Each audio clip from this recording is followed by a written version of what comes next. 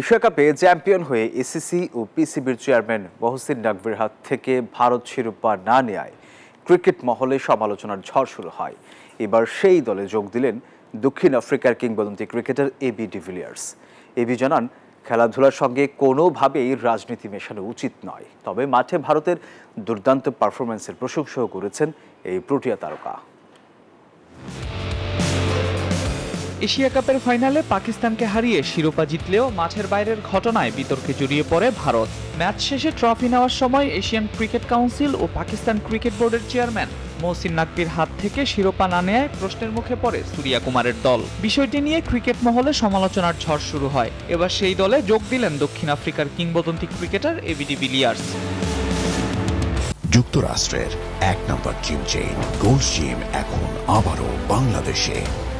বসুন্ধরা আবাসিক এলাকা ও বসুন্ধরা সিটি শপিং মলে। ডিভিলিয়ার্স সাফ জানিয়ে দেন, খেলাধুলার সঙ্গে কোনোভাবেই রাজনীতি মেশানো উচিত নয়। ভারতের এমন আচরণে হতাশ তিনি। যিনি ট্রফি তুলে দিচ্ছিলেন তাকে নিয়ে ভারতীয় দল খুশি ছিল না, কিন্তু খেলাধুলায় এর কোনো স্থান নেই। রাজনীতি আলাদা, খেলাধুলা আলাদা। মাঠের এমন ঘটনার ফলে বিব্রতকর পরিস্থিতি তৈরি হয়, যা আমার পছন্দ হয়নি। আশা করি ভবিষ্যতে এর সমাধান হবে। ফাইনালের পর আসলেই পরিবেশটা ছিল অস্বস্তিকর। খেলোয়াড়দের জন্য এটি বিব্রতকর। ক্রিকেট আসলে আনন্দ উদযাপনের খেলা, যেখানে এমন ঘটনা সত্যি হতাশাজনক। মাঠের বাইরের কাণ্ডে ভারতের সমালোচনা করলেও মাঠে ভারতের পারফরম্যান্সে মুগ্ধ এবি।